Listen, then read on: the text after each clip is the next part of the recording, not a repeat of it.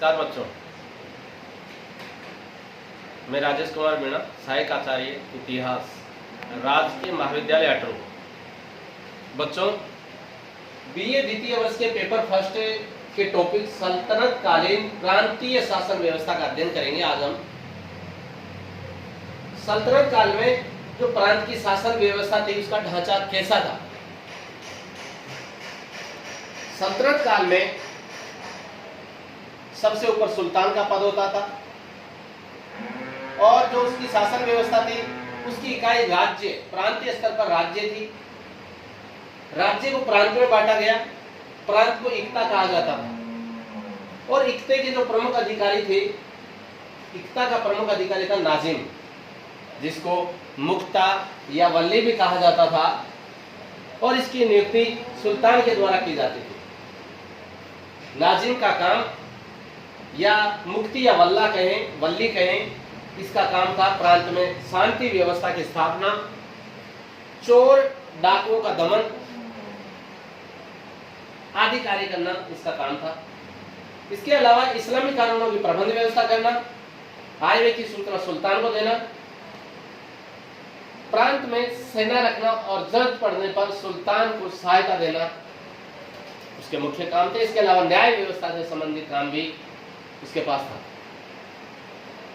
इसे नाजिम, मुक्ति या वल्ली, जो भी नाम दें, जो भी कहें, उसकी सहायता के लिए साहिब दीवान नामक एक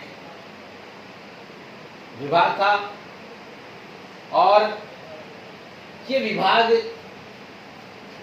उसकी सहायता करता था। प्रांत के नीचे स्थानीय स्तर पर जो इकाई थी वो थी सिख। जिला स्तर की इकाई थी ये, इसमें प्रमुख अधिकारी था सिकदार।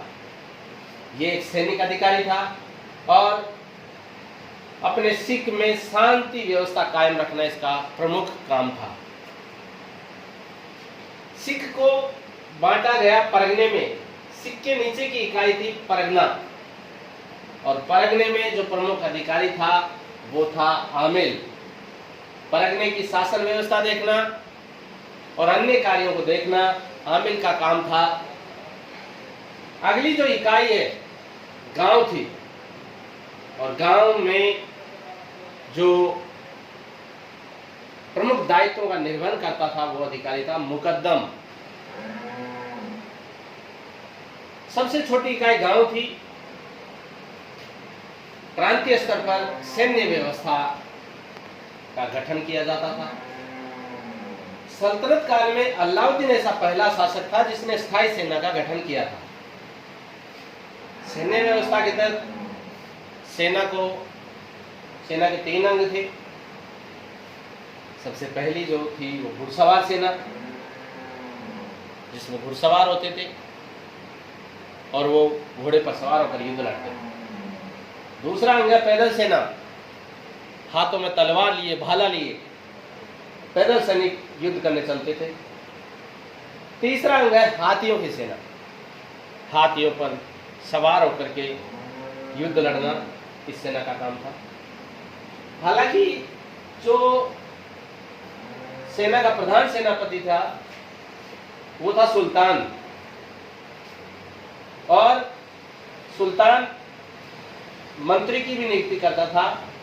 सेना का जो दायित्व निभाता था उसे कहा जाता था आरिज़-ए-मुमालिक। इसके अलावा सल्तनत काल में प्रांतीय शासन व्यवस्था के तहत राजस्व व्यवस्था का भी गठन किया गया था। राजस्व व्यवस्था में भूमि कर वसूल किए जाते थे, धार्मिक कर वसूल किए जाते थे और इसके अलावा सैन्य अभियानों में जो लूट का माल मिलता था वो भी, उस पर भी अधिकार कर लिया जाता।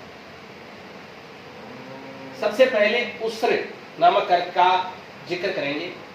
उस्र नामक कर मुसलमानों से लिया जाने वाला भूमि कर था। ये राजस्व का एक बड़ा स्रोत। दूसरा कर है खराज। खराज नामक जो कर था ये भी भूमि कर था और ये गैर मुस्लिमों से लिया जाता था। ये भी राजस्व का बहुत बड़ा स्रोत था। अगला जो कर है ज़कात, ये धार्मिक कर था और ये जो धार्मिक कर है ज़कात, ये मुस्लिमों से लिया जाने वाला धार्मिक कर, जो राज्य की आय का एक प्रमुख स्रोत है। अगला कर है जजिया। जजिया कर ये भी एक धार्मिक कर था और ये राज्य की प्रजा से, जो कि गैर मुस्लिम प्रजा थी, उससे वसूल किया जाता था। ये सब कर राज्य की आय के प्रमुख स्रोत थे।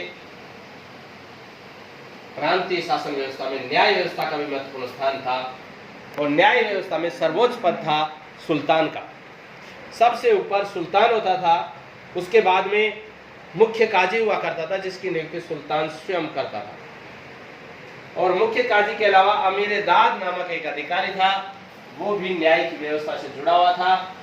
सल्तनत काल की जो न्याय व्यवस्था थी वो बहुत ही सुव्यवस्थित थी। लोगों के साथ बहुत सुव्यवस्थित तरीके से सुल्तान उनको न्याय उपलब्ध करवाता था। धन्यवाद।